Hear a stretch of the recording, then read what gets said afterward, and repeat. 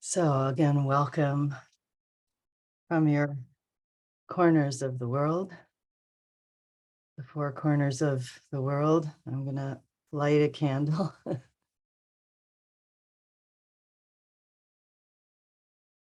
We literally are kind of the four corners of the world today and the four corners of our screen. Really grateful that Simona is going to be sharing with us today. So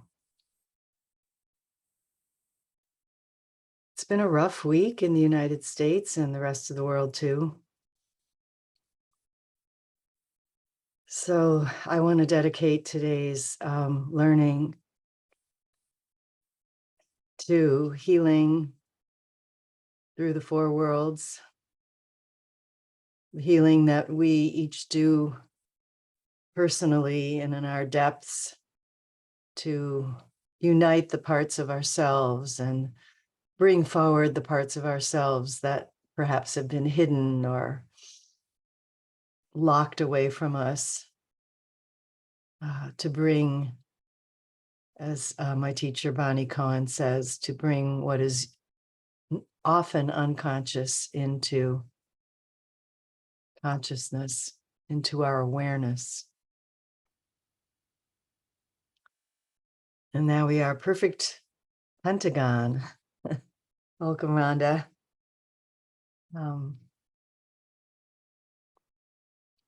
We are small today, but mighty, and a number of other folks will be watching the recording today.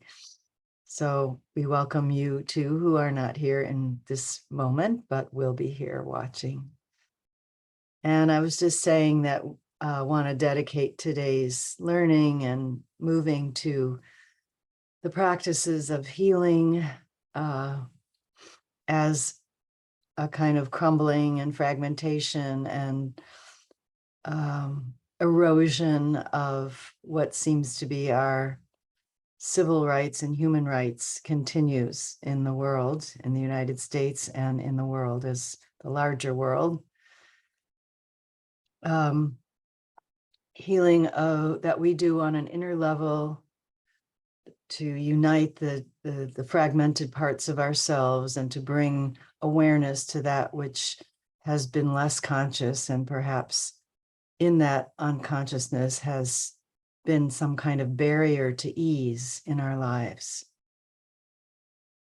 And we dedicate that healing to the larger healing that happens in each of our one-on-one relationships, in our small communities with our neighbors, in our larger communities, in our Jewish community, in our country, in the world.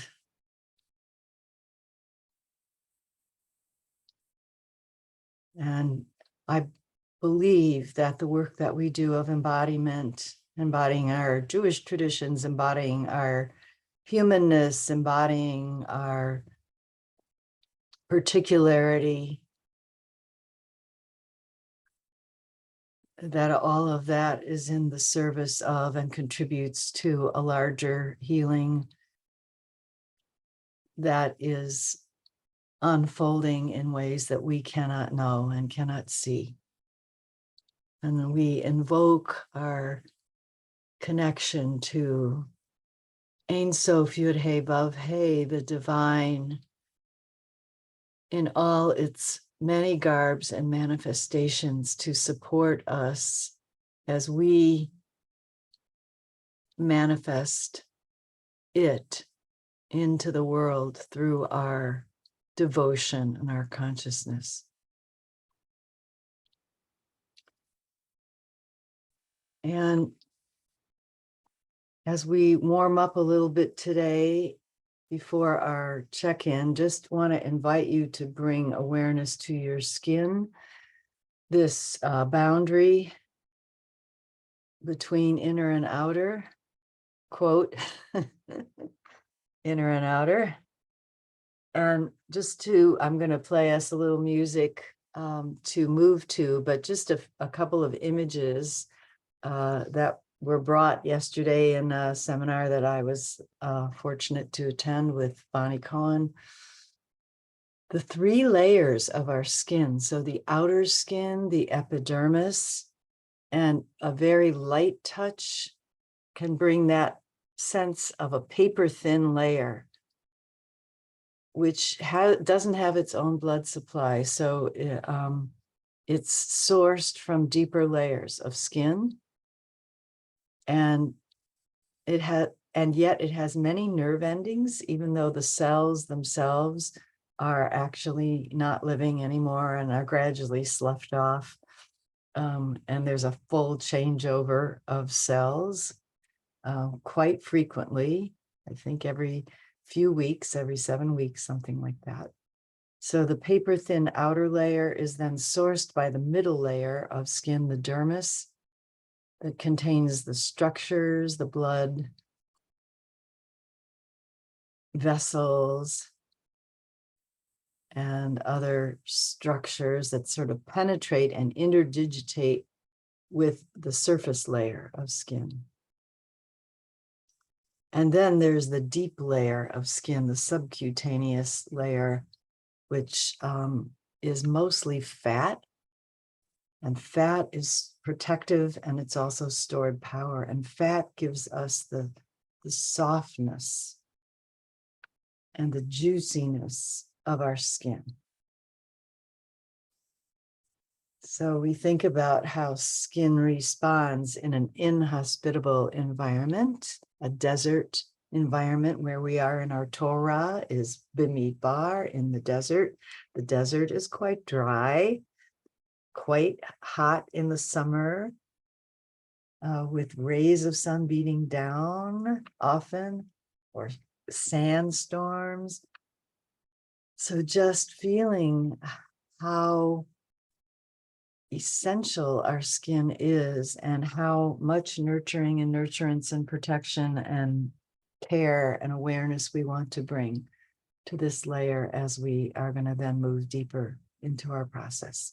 I'll give us a little bit of music to move to and to absorb and play with this information, along with whatever else might come up for you in the next few minutes.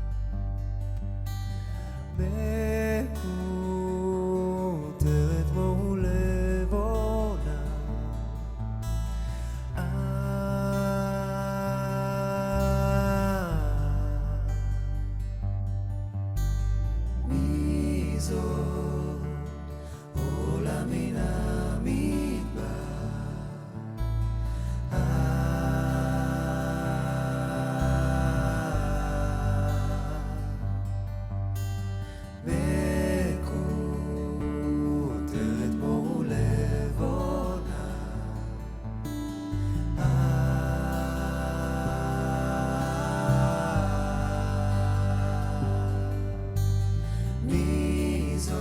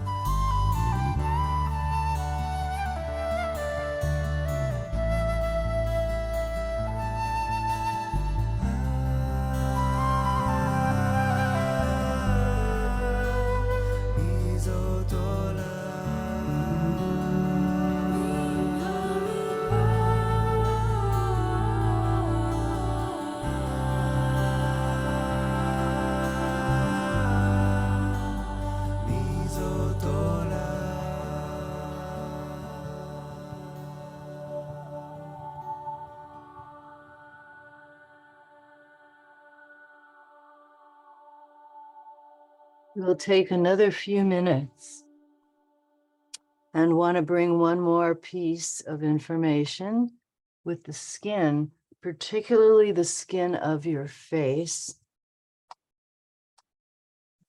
So the skin of the face is related to the underlying muscles a little bit differently than the rest of the body. It is much more closely reflective of and contiguous with the fascia of the muscles. So there's a way that as we kind of pinch and move the skin of the face, throat, but mostly the face, we invite, we often talk about panim, which we're going to be learning more about today. Panim, the Hebrew word for face, that also means inwardness.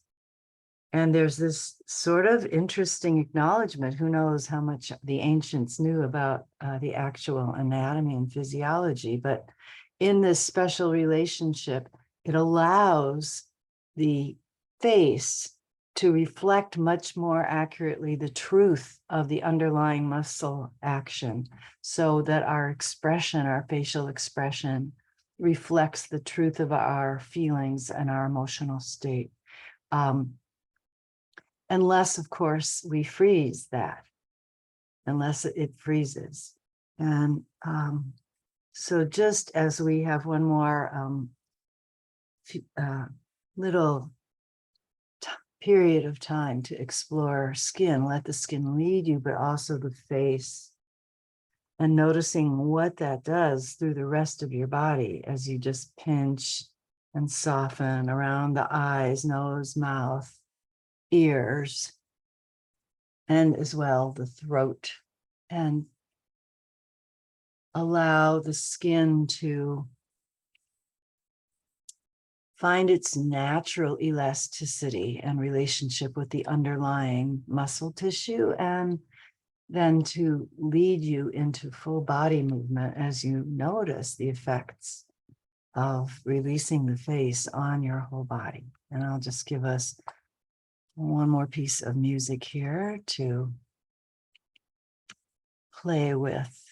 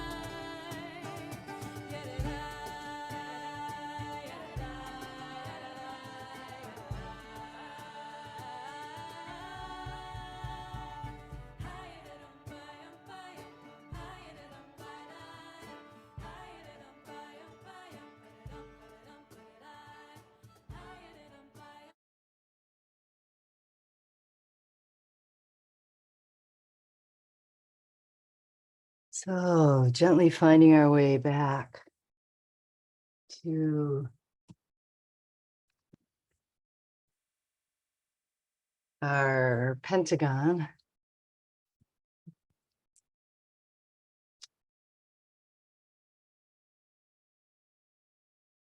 So this actually could be a really great way to work with sometimes the feelings that get stuck, is just to work and loosen the skin of your face and their connection with the underlying muscles, and then just to let your face lead you. And you don't even have to summon up the feelings. The face will take you if you need to scream with your face, or soften with your face, or cry with your face, or smile with your face. And that leads the whole body into a kind of releasing dance, which can be very healing. So I want to invite us to do our few minute check-ins now, and then I'll share a little bit more about the months and the configuration of the Yud-Hey Vav-Hey. Especially want to work with where we're moving into Tammuz this week. And then we'll take a break, and then I'll have a big chunk of time for Simona to share teachings with us. So if anyone is moved to begin, please do. I'm going to go on mute, and then we'll just chime in when we're each ready.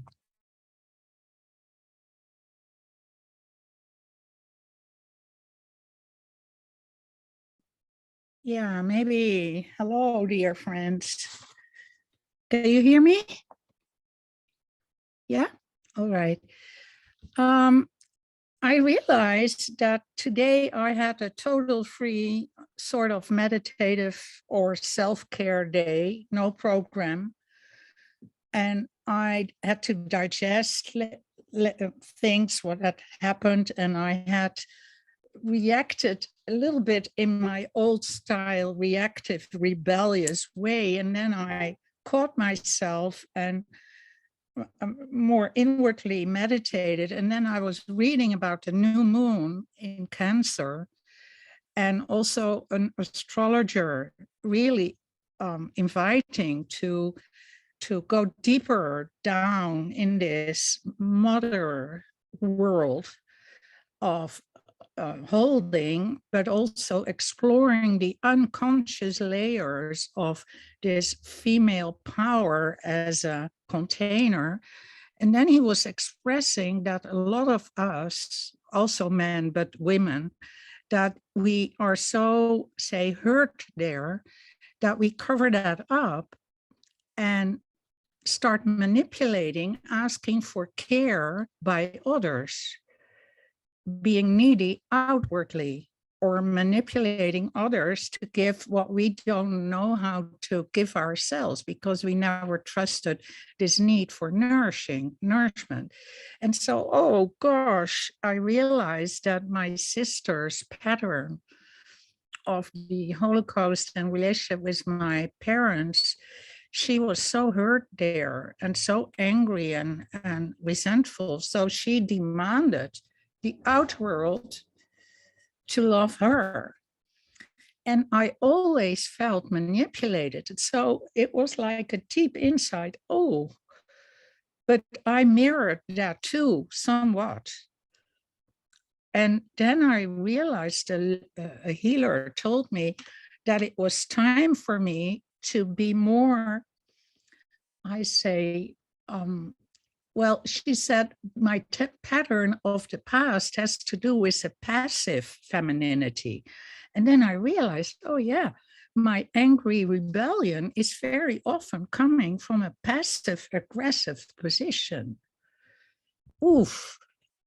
And then realizing that if I really go deep and allow this self-worth and self-care to be present, then I can learn to open up like a flower. So in this healing context, I came up with the peony as my flower. And then she said, yes, that's the creative self, still sort of say, healing my ego. It's not necessarily very high spiritual, but creating a presence of a feminine presence from a flowering fullness. And when you started this for me evening, with this, of course, the background of all this shadow stuff, what is happening, and the repetition of all those old woundings, and not having this feminine, deep empowerment, I feel this month of Tammuz is really the month to do that, to have this yacht deep in the earth, and to listen and to free, like arise from below. So I'm touched by that. I'm still in the middle in what it all evokes in me, also on the world scale. But I feel it's deep inside of me as also as a healing process, and being able to live a dignified life, relatively at peace. I manage and I can send out love and care, and maybe leftover helplessness, but then need to nourish that flower inside. So that's where I am, is the peony's flower, abundance. So Debarty.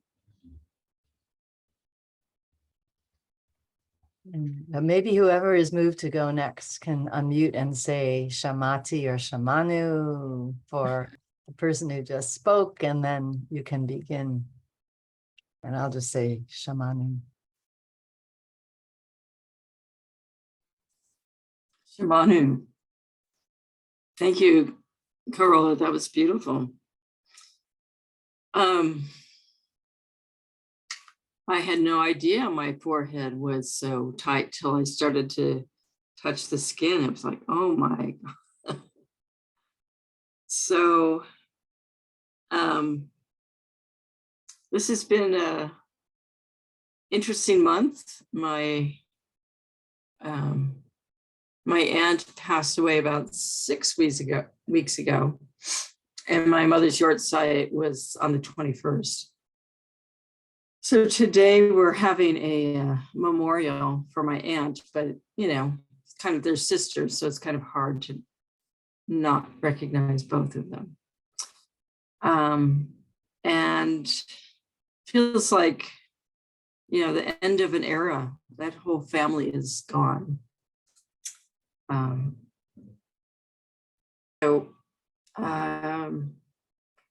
It's, recognizing, you tend to think about the person at the end of their lives. And I've been putting together a little PowerPoint of pictures.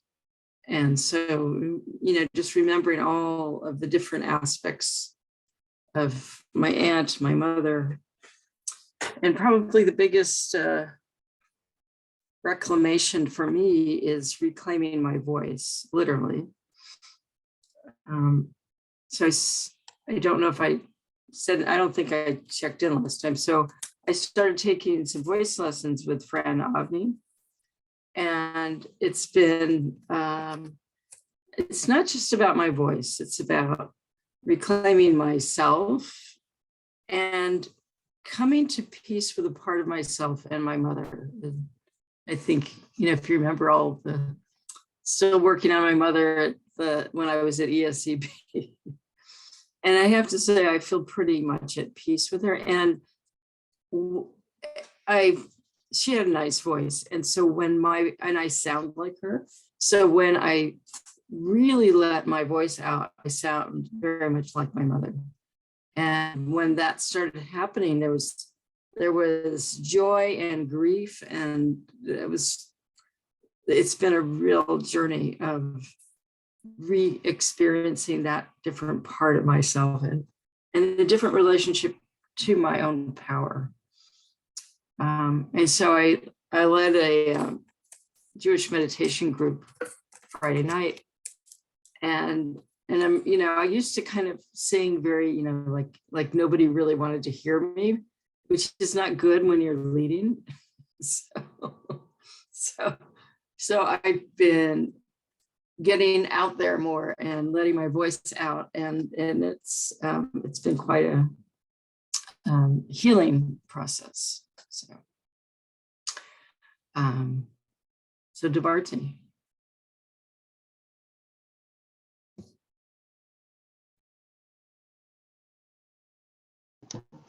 Shimano.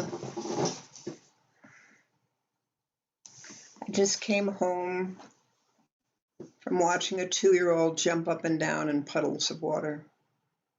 We had gone to the botanical gardens with my grandniece, and there are butterflies, and there are seals, and there are beautiful flowers, but the most important thing are the puddles.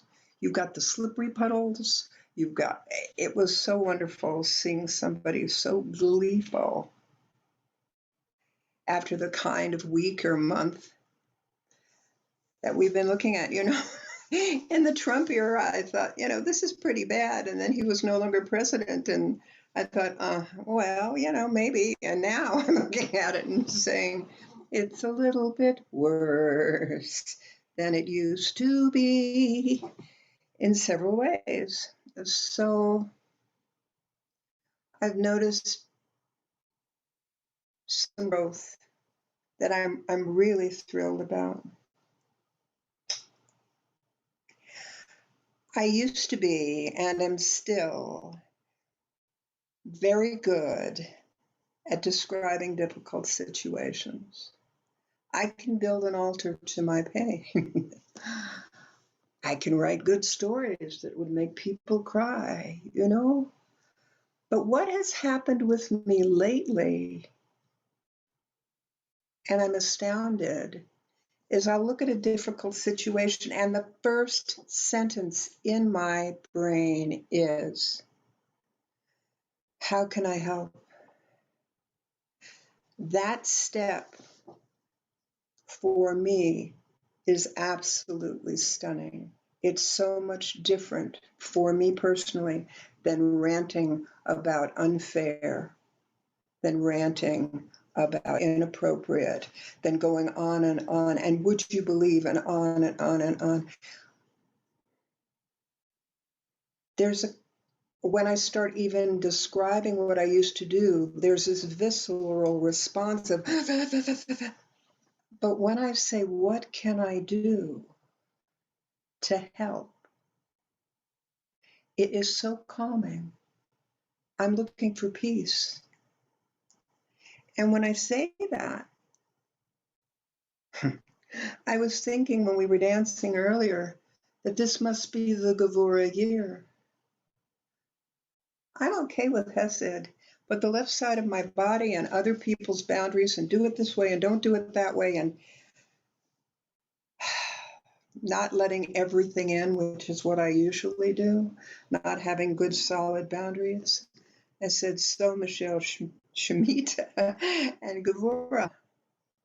This is the Gevura year, where you learn to take care of yourself, as well as your community, as well as the world, by saying, how can I help? Which of course includes Hesed, but it also has to include boundaries. How much can I do? How do I take care of myself in this situation? How do I kindly tell somebody who's ranting at me when it's making me very uncomfortable, even though they feel very strongly about their opinion? How do I let them know in a gracious way that I appreciate that you feel that strongly about it? And isn't it wonderful that we have rain in New Mexico right now? I am so thrilled that we're not in the same kind of drought and fire situation that it was. I have to find kind ways to pivot what I can't do. And that for me, I've read these things in books. Take the bad thought and turn it into something good. Take something you don't want to do and do it differently. But I was shocked when I was looking at so much, excuse my language, dreck, and saying, what can I do to help? It is like a new pair of glasses for me. So I want to thank you, Rabbi Diane, my movement practice, and the various things that I do as a human being, as a Jewish woman, that have brought me to this time at 75, when that question is paramount with me. And before I sing goodbye, which is what I was about to do, reminded me of my childhood. A lot of us had peaches and cream in childhood, and that's not what I had. I had people who who didn't like me very much. I had situations at school, while they could have been considered bullying. I've been in situations where people who loved me, but wanted me to be a size 2, loved me, but I wasn't that kind of girl, loved me, but we should straighten your teeth, we should do this, we should do that. And I remember separating from what they wanted me to be. And doing that now as a 75-year-old, I do that with power. I say, isn't it interesting that the United States is going that direction? Not in my name. What can I do to help? Isn't it interesting that these members of the family are going on and on about how wonderful this, that, or the other thing is? And I'm saying, not in my name. You play in your sandbox, sweetheart. I'm going to play in mine. My power comes with an edge. It really does. And how can I help? Gevura Shebechesed. That's what it means for me. Love and good boundaries. My feminine power. I like the fact that things around me are making me angry, because oftentimes the only voice that's making me angry is the one inside myself. Now I have something external to me that I can address. There's a comfort in that.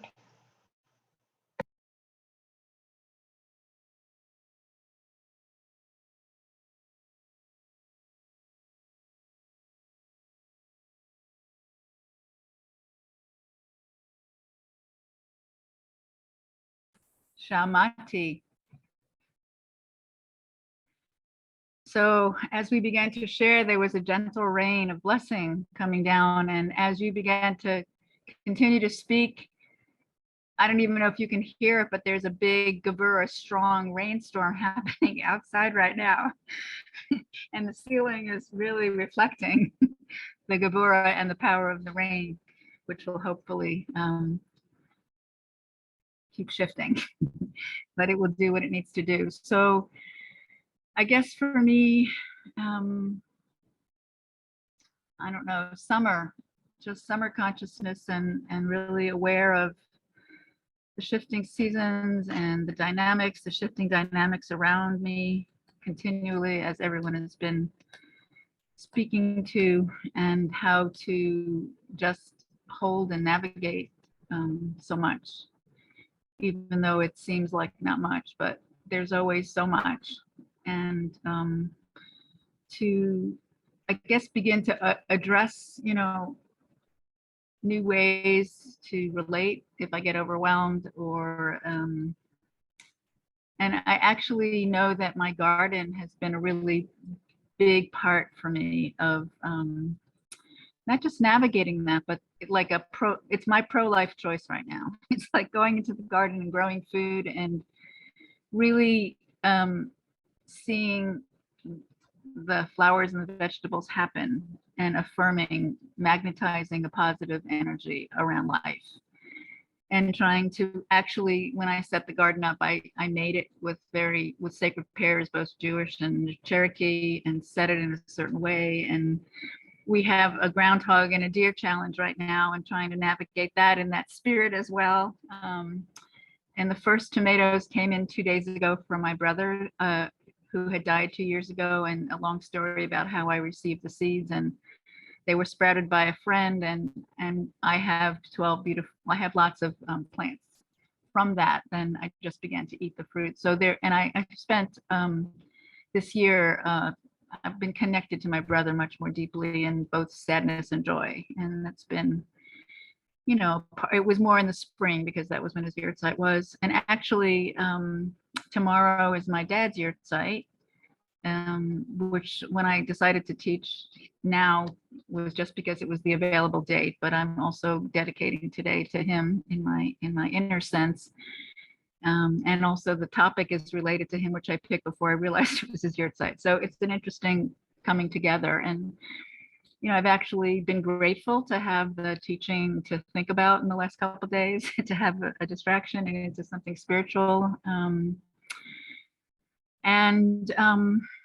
Yeah, just trying to stay in the present and navigate things as they move through. And it's actually a bit of a quieter time for me than it was a month ago personally. So things have, you know, externally feel a little quieter, and I'm not doing as much externally, and some of the physical challenges, both for me and my husband, have, you know, found a different place. So there is that to be grateful for, as well as the land that I live on. I just feel the need to continue with that quality of sustainability and nature and connection, and using my land as the grounding place from which to do prayer and from which to send out and stay centered and kind of hang with what seems to be trying to keep sorting through what's priority, what's most important.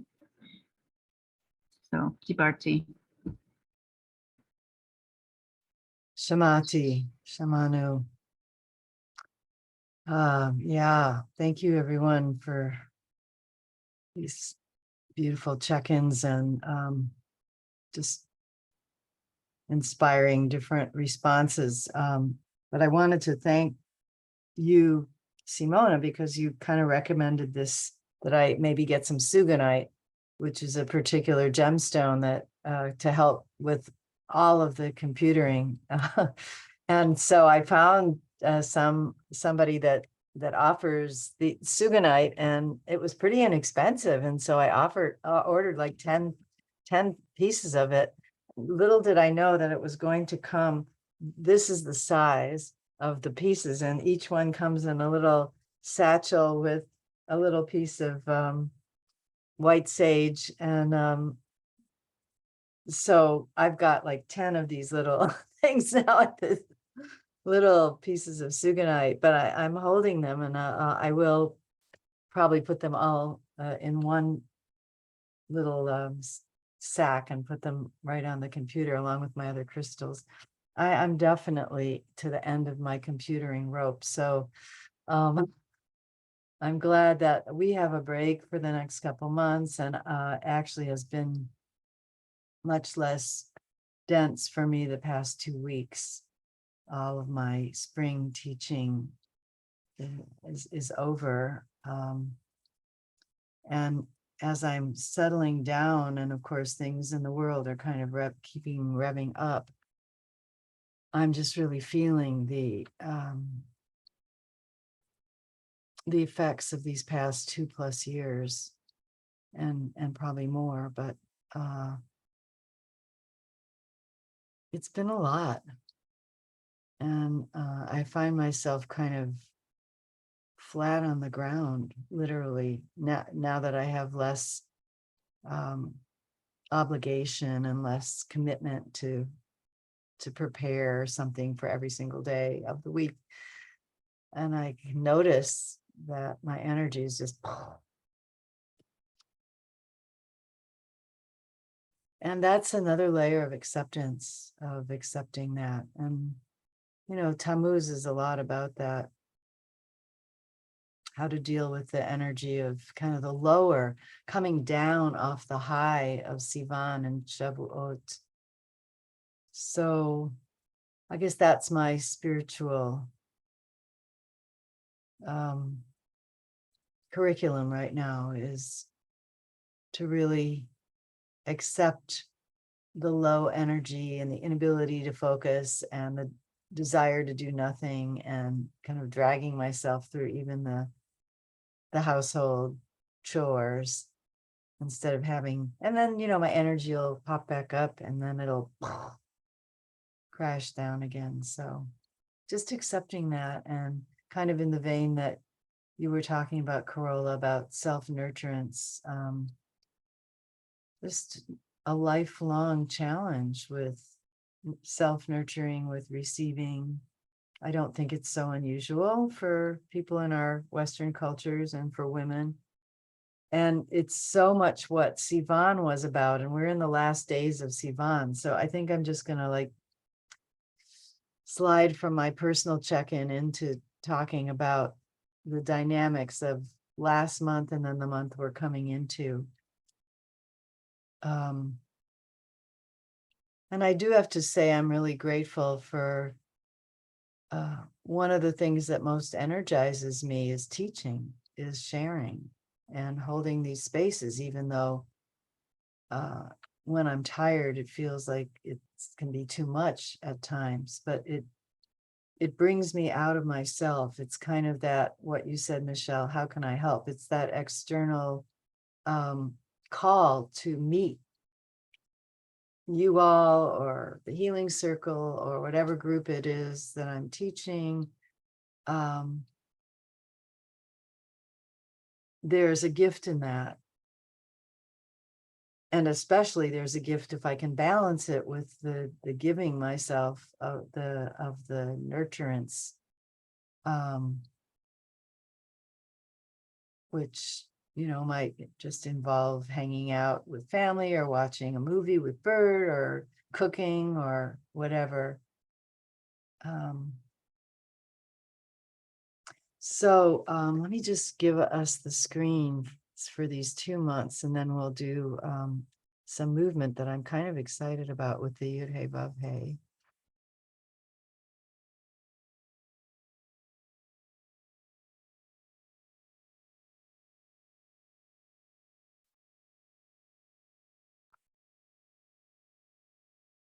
So we're just coming to the tail end of Sivan.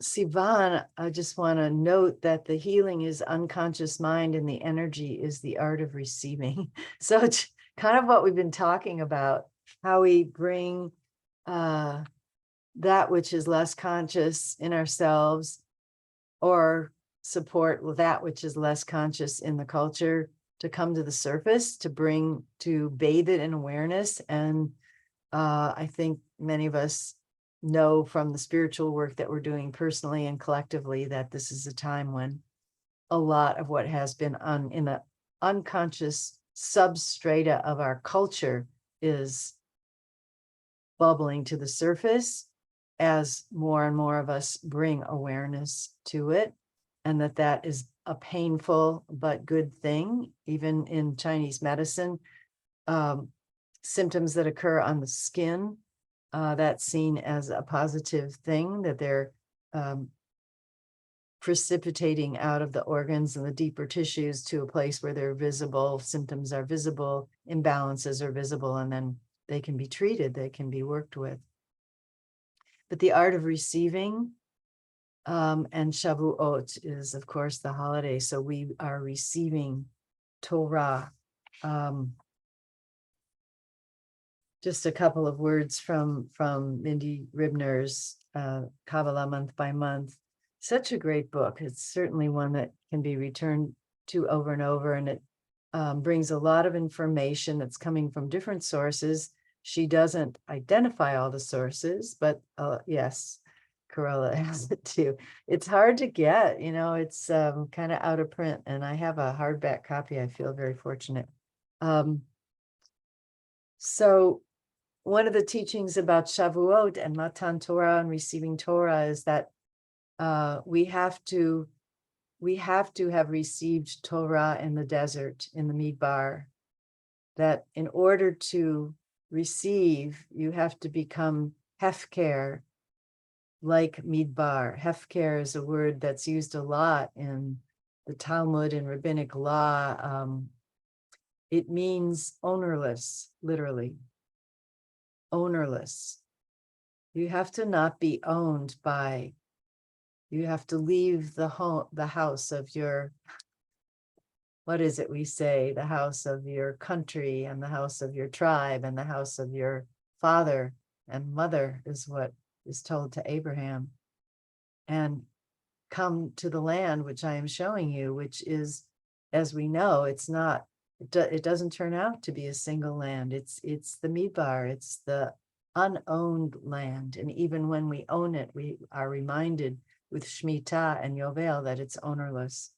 So Mindy says we have to let go of our ego preferences and ego attachments, get out of the way, nullify ourselves. So nullify is kind of a harsh word in English, but it's bitul, it's that becoming transparent was how Reb Zalman used to translate it. And receive what God wants to give us. So what is coming at us, as Michelle said? And what God wants to give us, which is much greater than anything we could imagine. It is we who limit ourselves, not God. This month, we learn how to become the proper vessel to receive God's revelation. So it's that getting out of the way. It's that continually bringing to consciousness the unconscious ways that we have been limited and held by our conditioning, by the way we've been brought up. And of course, that's important. Our lineages too, that they're important. We want to digest them. We want to acknowledge them. We want to thank them, because the more that we resist them, the more power they have over us, the more gratitude that we can bring, the more transparent we become. And let's see if there was anything else I wanted to just share. It's a month of creativity, a month of the tribe of Zevulun. Zevulun is the last son of Leah, the sixth son. It was her hope. Zevul means dwelling, so it's that indwelling of divine presence. Leah was hoping that Jacob would then come and dwell in her tent, as she had had all these children. And we know that wasn't exactly what happens in the Torah story, but in our spiritual story, it's this opportunity for Shekhinah and Yud-Heh Vav-Heh to dwell together.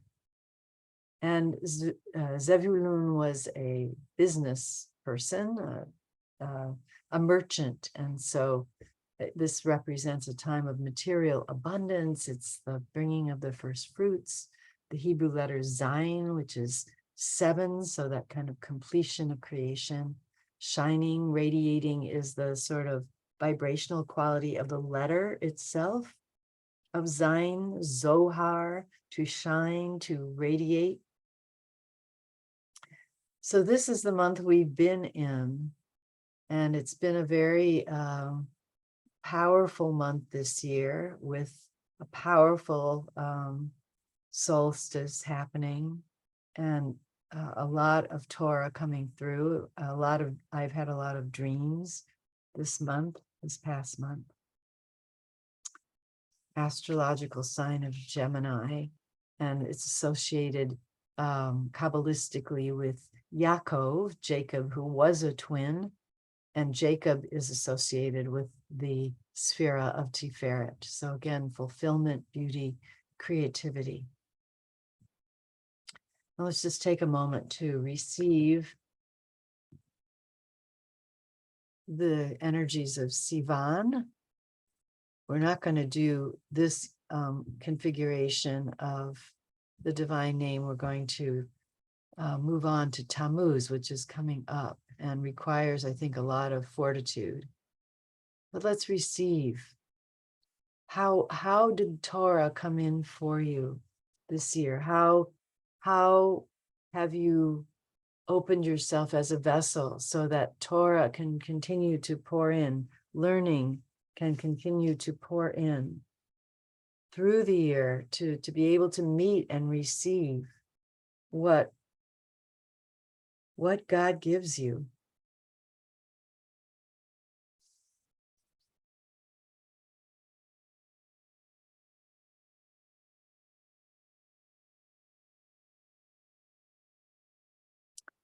And already at the end of this month of Sivan, we are moving into those difficult Torah portions where the people are leaving Mount Sinai, leaving that intimacy with the divine and that years-long close up and personal relationship that brings through so much of the baseline that Torah, the millennia of the Torahitic conversation is built upon. What has in the tradition has come through at Mount Sinai. And then we have entered some difficult Torah portions now, where we're beginning to hear again the uprisings of the grumblings and the punishments and the plagues and the failure of the meraglim, the foot scouts, the scouts on foot. And we're moving into this month of Tammuz.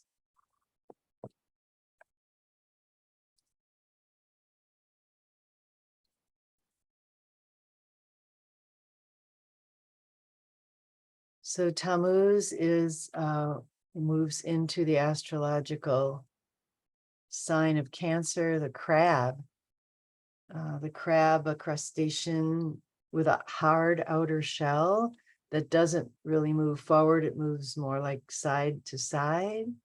And it has a hard outer shell. It's soft on the inside, kind of giving us that sense of emotional up and downness.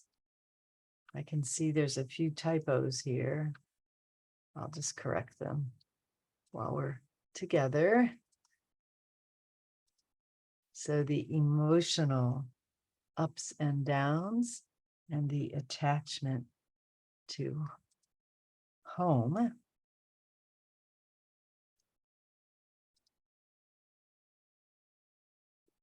The energy, the healing is seeing. So that's about what really connected to what the Meraglim saw when they looked at the land and how they interpreted what they saw, the perceptual interpretation. There is a gap between what the light that the eyes take in that strikes the retina, that then is processed in the visual cortex at the back of the brain, and how we interpret that based on our past experience. We've been talking about that already today. So we're healing our vision and the energy is of seeing life as it is. And what is it? If I can see, if I can really see with more innocent eyes, less veils, less interpretive screens, and see from that deepest place of perception, which is where the heart is connected to the divine heart. And the seeing is interpreted more through the heart brain than through the head brain alone, or in some concert of those together, or through the belly brain alone, which tends to, along with the amygdala, see danger, see threat. The Hebrew letter chet gives us connection, bridging, two vavs connected by a cross bar. And the word chet, the letter chet, the word literally means sin. But when you spell out chet, there's an aleph at the end of it. And the Baal Shem Tov used to teach that even in the falling away, even in the missing the mark, even in what seems to be the error, God is present. And something is coming to us larger than what we can imagine internally. And in the meeting of that, there is healing. It's a month of reversals, and therefore the name of the divine, the Yud Hey Vav Hey, is exactly backwards.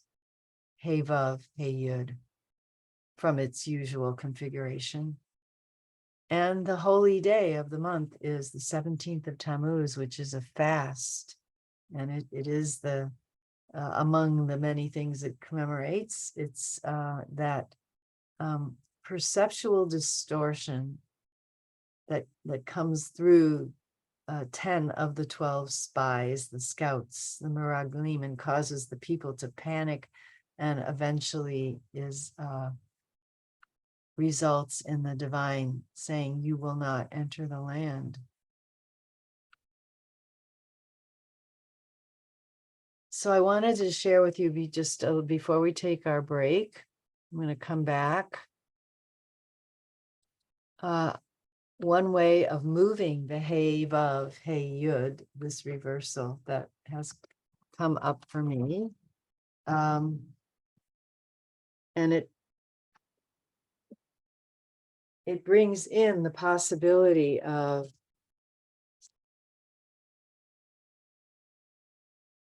changing your perspective by turning. So if you want to just stand, and we can do this together. You could do it sitting as well.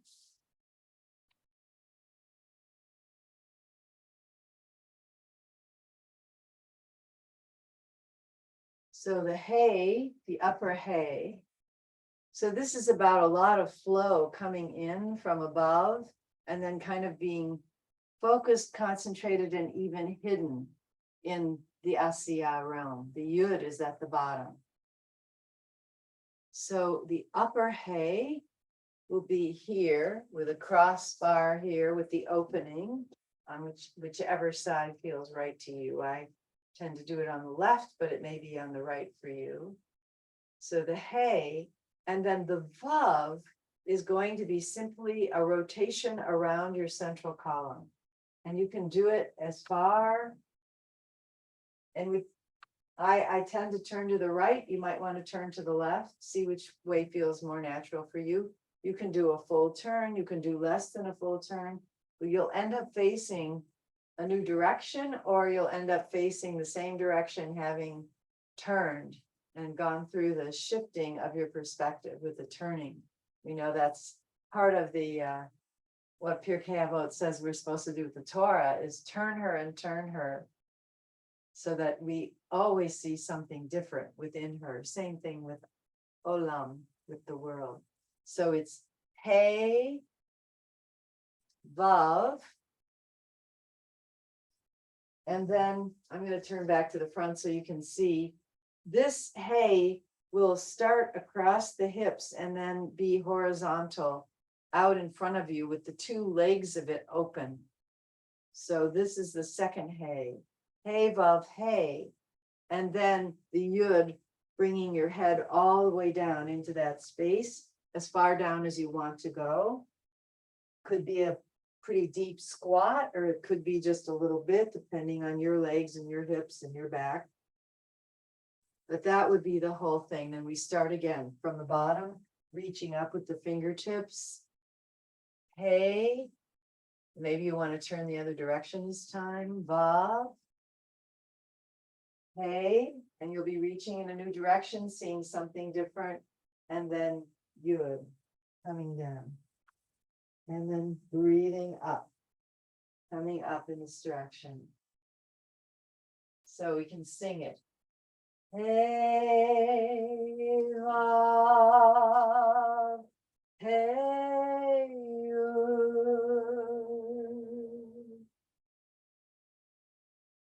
Hey, Vav, hey, Yud. Try keeping your eyes open and seeing what you see. Hey, Vav, hey,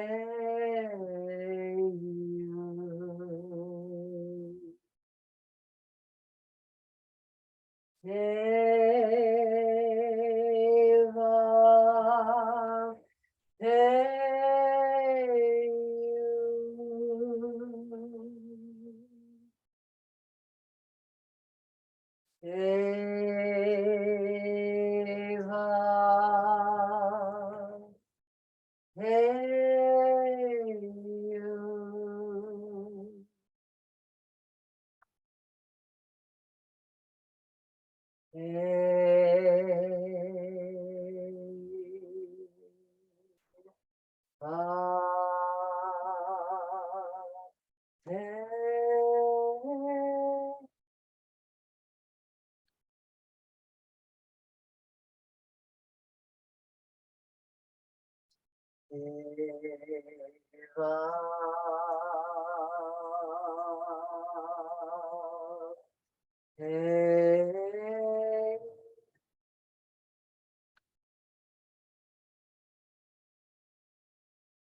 do it 4 more times, just on your own timing with the breath.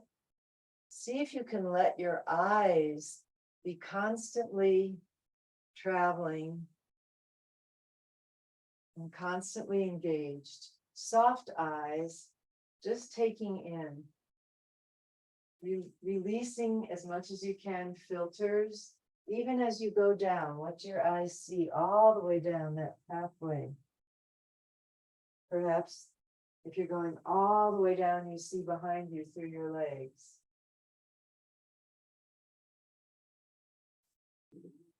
Maybe on the valve you see internally as you're turning as well as externally.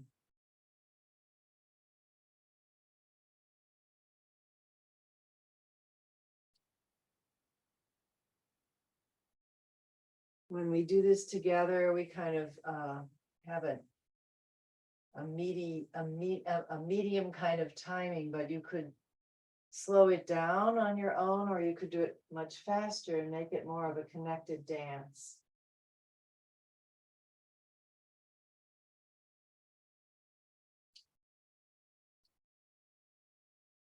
And just maybe one more time, wherever you are, finish up with one more.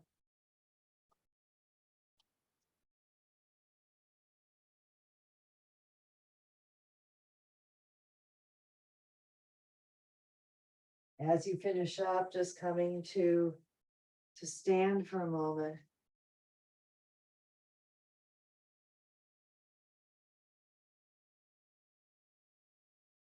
With soft eyes that aren't looking in and aren't looking out, balanced eyes.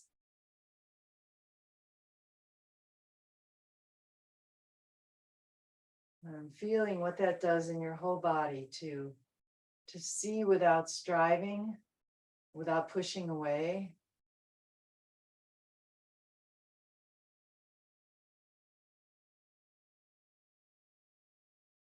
To see without judging, without naming.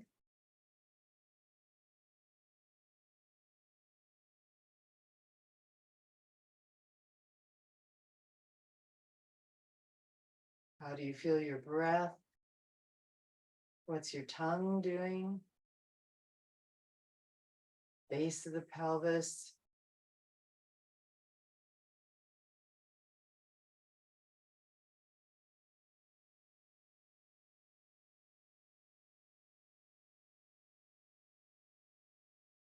Good. And then just a little bit of shaking out. So we're just going to take just a 5-minute bio break. I'm going to let China Bear in, who's joining us. Hello, China Bear. We're just on our little 5-minute break, so we'll be coming back at 15 minutes after the hour. Welcome, welcome. And when we come back, Simona will be teaching us. So we got 5 minutes to take good care, nurture.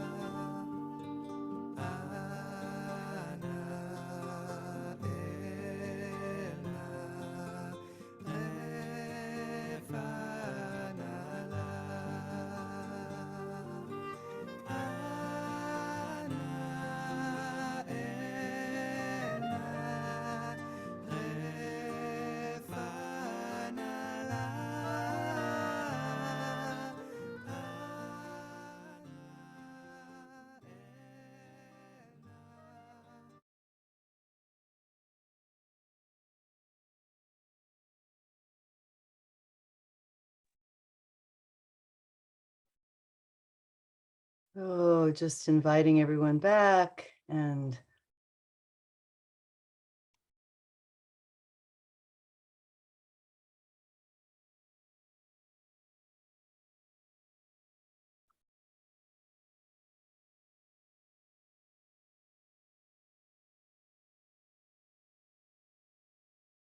so Simona, Rhonda is not quite back, but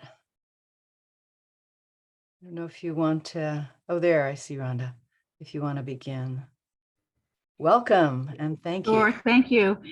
I just need to know, is there something at the end that you want to do to leave space for, or should I just go until whenever? Okay, Just go. okay, great. So good to be together with everybody again. What I'm going to be teaching about, and we'll be doing some embodiment of, is working with the Birkat Kohanim, the priestly blessing. And I'll just give a minute or two of the context of how I got here for today. First of all, I am, my lineage from Aranau is Kohenet. And so I grew up as a Bat Kohenet in the Orthodox tradition. And can you pause for just a moment, Simona? yes, China Bear is not being able to access audio. Can you hear now? Okay, she can hear. Go ahead. Maybe just repeat what you said at the very beginning. Thank you. okay. I was giving a little context to this. I'm going to work with the priestly blessing. And my personal context with this, I'll just for a few minutes, is just that I grew up as a Bat Kohenet. I grew up watching my dad go into the tallis and do the prayer, and always had a connection to a sense of Kohen and Kohenet and what that meant to me personally on a very visceral level, and on what it felt like and what it over my life it evolved as to what did that mean to me personally in terms of my Judaism and how I am, and too many configurations for now. But I guess after Rosh Hashanah, also a theme began to emerge for me, especially looking at the world and chaos and everything going on, is I really began to think about and work a lot with what is Kedusha, what is holiness.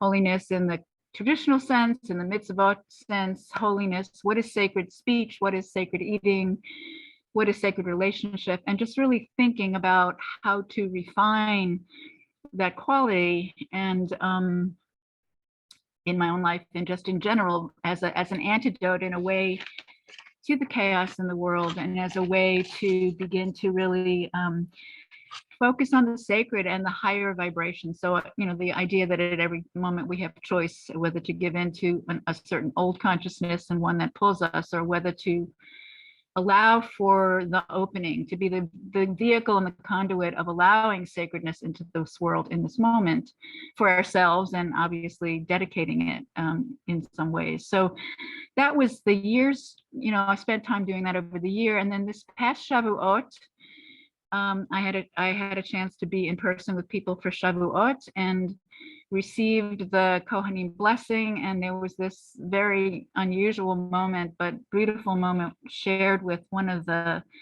and there might have been two Kohanim there, but I was having lunch and sharing this conversation about what it felt like to not be able to be up there and be doing the blessing, and him from his perspective. It was really like a heartfelt, unbelievable, from who knows where that came. And so from that conversation, I began to really, and then the two parshas later was Parshat Naso, where the Kohanim blessing is given. So I began to think about it more, read about it more, and just try to work, what does it actually mean? How does it fit into my life? How have I used it? How have I not? What's open to me as a connection to that lineage, that just to learn more about it. And so anyhow, so it's, when I was thinking, okay, what am I going to do? That was the most present for me in the moment here. And so I'll share a little bit about the blessing in general. And then, and then I'll talk a little bit specifically about the texts. And then we'll have hopefully a chunk of time, maybe 20, 25 minutes to do meditation and movement around some of the different pieces of this. So we'll see how that goes. But So the Kohanim blessing, it comes through the lineage of Aaron, and Aaron was commanded to give the blessing, and the words that you say beforehand are giving it with love.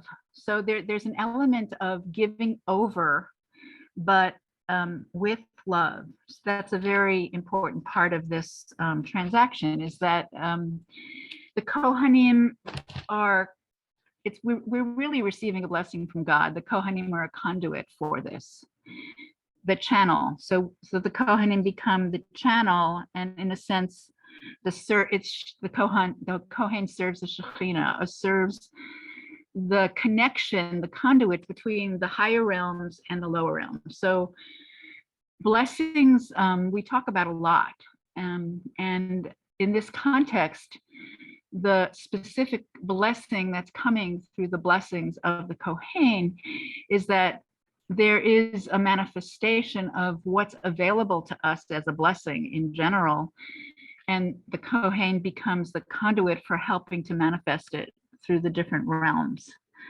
There's a word called hamshacha, like a drawing forth.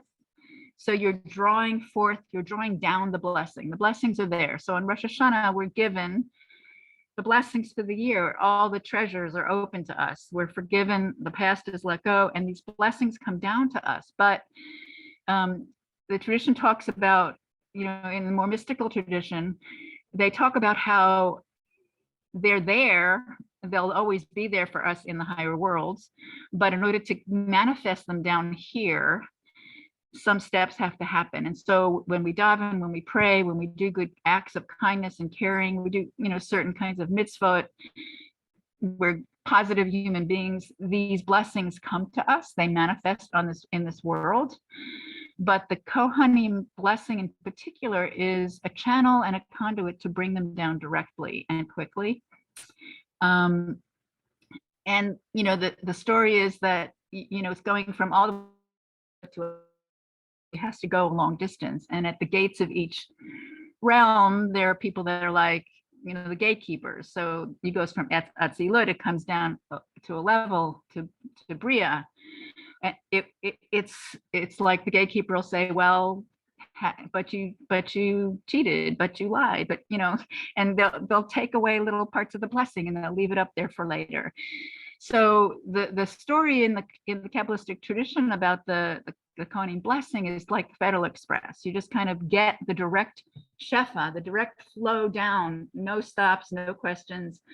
We can be open to receiving all these blessings in different realms in a very direct kind of way. The word, so barech, blessing, we know that it's has lots of different meanings, but brecha, a pool. One little tidbit about the word barech is, if you look at the letters, it's made up of a b, a r, and a ch, and those are all part of what we call the double letters. And in that word itself, there is a doubleness. We get double blessings. So the first blessing is Yivarechecha v'yishmerecha. So we're not just being blessed, but our blessings are being guarded. And we'll talk a little more about this later. We're receiving the blessings, but we're given an assurance through this blessing that it won't be squandered, it won't be wasted, it won't be taken from us. And the letter B, I don't know why it's multiples of one, but the letter B is like 1 and 1 is B is 2. K is 10 and 10 is 20. And then R is 100 and 100 is 200. So I don't know the significance of oneness, but I assume it's related to the oneness. And that's why it's the numerology kind of works out that way. But there is this quality of abundance, total abundance. So if we kind of go back to, the larger question in a way that I think is behind this, we're also looking, especially in these times as chaos is everywhere and things are topsy-turvy and, everyone has so much going on politically and personally and et cetera, et cetera. Albert Einstein years ago, one of the questions he posed was, do you believe in a benevolent universe? And I think it's an important question for people to think about as a baseline. And in a way, you know, those of us that believe in God, that have a relationship to what we call God or divinity or nature, like whatever Yud He Vav He, whatever energy field you experience as larger than. I think this whole idea of the Birkat Kohanim really connects to the affirmation of a benevolent universe and encourages the belief that we really are blessed if we open to the blessings and if we live, especially if we live in a sacred way.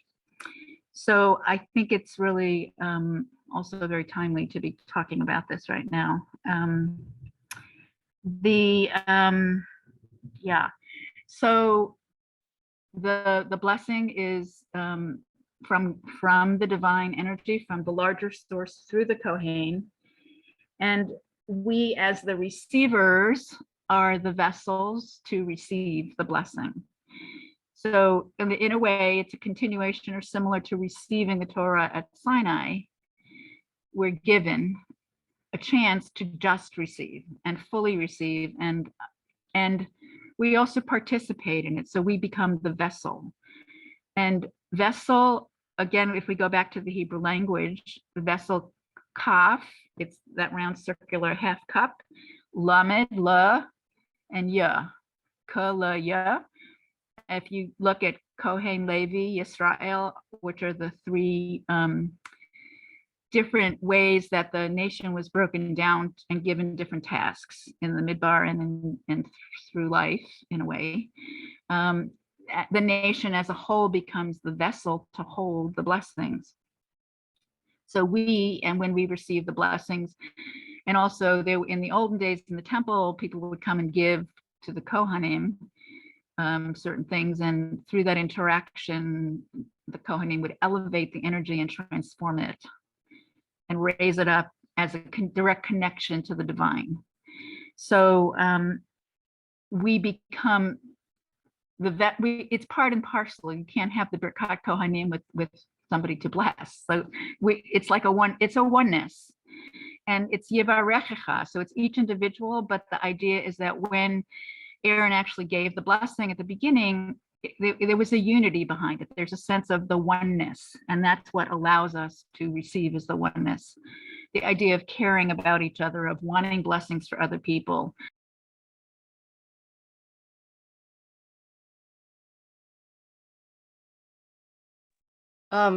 Yeah, I just pushed the button by accident. As usual, I'm on a different computer. Okay, a few more things. Let me keep an eye on the clock here. So the actual blessing itself, maybe let's take a look at that. If you want to put, and Diane, if you want to screen share, actually, let me say a few more things about it before you put that on. So there's 3 lines, and it's 3 words, 5 words, and 7 words. The 3 different blessings, they have different amounts of words. And the 3 is in that order, and the first one is it's in honor, the blessings and the guarding is in honor of our ancestors, Abraham, Yitzchak, Yaakov. They've chosen the patriarchs as those that have been written around in the Torah, and their actions and in their merit, even if we are not as spiritually elevated as they were able to be, that we receive it in their merit. And the second one has 5 in the line, 5 words in the line. And those correspond to the 5, the books of the Torah, which, you know, it's or, the word or is in that sentence, and Torah is talked about as or. So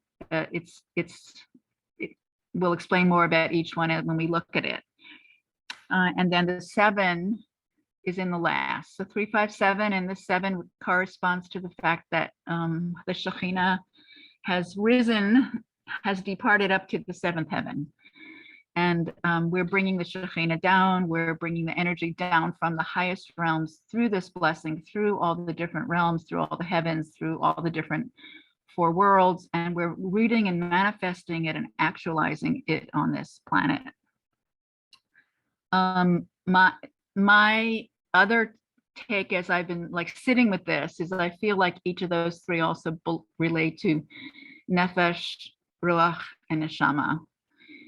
And I'll talk more about how, but there, I believe there's a strong correlation in that, and in that sense, the blessings are penetrating those levels of soul, the earthly levels of soul, the chaya yechida we don't need.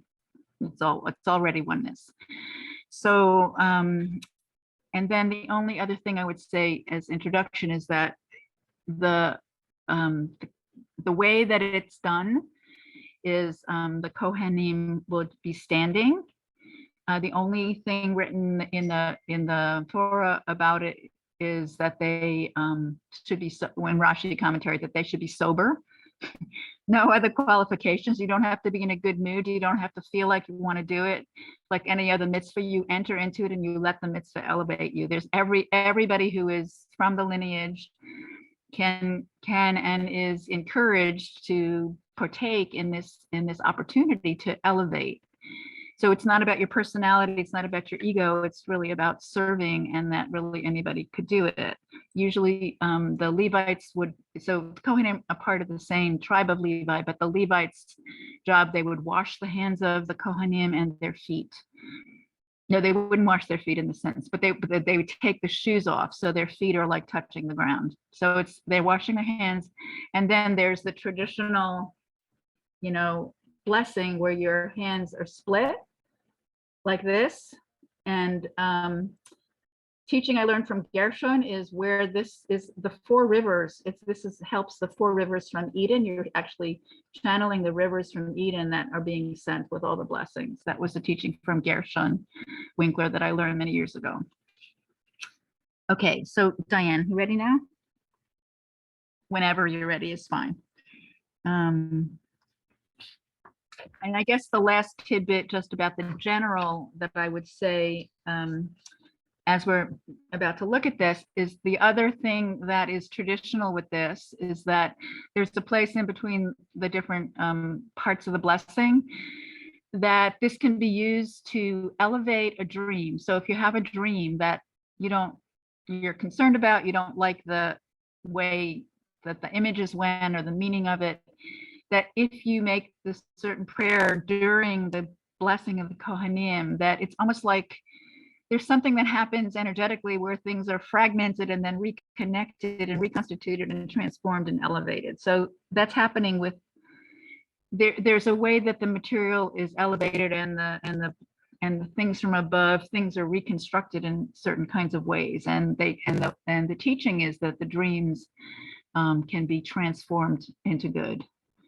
So, okay, so the blessings here are broken down into three. Let me just give a little quick time check here. Okay. So, Yivarechecha. So the word barech, that root is barech, and it means to be blessed.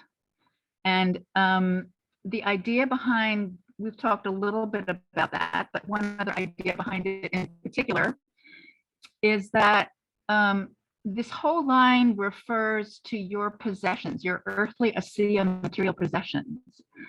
So your body's being blessed, your money's being blessed, your house is being blessed, things that you own are being blessed. And in the Parsha before, where we get all these different blessings, this is, I think, one of the only, or I think only places, from what I understand, that our possessions ourselves are actually being blessed. And the idea behind this is that there's the kind of blessing, it's not just the blessing being brought down, but it's being brought down so you're blessed in an extraordinary way. So we've all had these days where things just don't work, or everything just doesn't fit, or you receive a gift or a lot of money and then you suddenly have this huge expense and it's just like it's gone. or you have something that's precious to you and you lose it or something. So this blessing is actually saying, may you be blessed, and may you be blessed in a way that it works out like completely amazingly, like extraordinarily well, and things will fall into place easily. So that's the quality of the blessing is very high. And the word v'yishmerecha is to be guarded and protected. So that these possessions, these physical things we have, and I really do like to include the body in that, although I certainly haven't read that in the commentaries, but that our bodies and all of our physicality be protected, be held, be blessed in a way that's secure. So we don't really have to worry or be paranoid or be afraid, because we have this sense. It's almost like when you say the bedtime Shema and you have these 60 guards with swords around you. So you can kind of let go and just relax into sleep. So this whole first blessing is saying, I will bless you and I will protect and guard you. So that is the first blessing. The second blessing I'll read it's Ya'er. So Ya'er is to bring light. Ya'er Adonai Panav. So God will light up God's face, or countenance as it's usually translated, but Panav actually means God's face. So there's, some teachings about that. And then V'yichunecha. And the word vayich, let's talk about the light first. So the light, you can think about the or pnimi and or misovev. So the light around you and the light inside of you. So if you can imagine like walking into a room, hard to imagine, and it's metaphorical because I don't think we could survive the intense light of the actual face of God. But metaphorically, you can imagine that there's this great light and great radiance, that if God lights up the divine face, that the divine face, like everything would dissolve in that. Everything would be fine. It would light up the world, literally. And light also is a code name sometimes for wisdom, understanding, Torah, and other kinds of things that are enlightenment. It also means that we have a potential for connecting to the Shekhinah. Let's see. Okay, so just a little bit about light. That v'yichunecha. So that word is translated a lot of times as grace. Chen v'chesed, but chen, it's grace. You don't have to do anything to deserve it. It just comes to you. Something happened and it's grace. But the meaning here of v'yichunecha has to do with, again, what we're looking at is different qualities of relationship to the divine. And that's what I'd like to do a little, when we go to movement, I'd like to explore these different qualities and relationships that we can have with divinity if we let them in. And then we can see, where do we resonate? Where do we not resonate? Where does it feel like, wow, that would be a doorway I'd like to open, or can't have anything to do with that. So Vayichunecha it's a sense of grace. And the one of the other roots, Vayichanecha, Chinam, Chanama, is free. It's given to us freely. So the sense is that in here, that this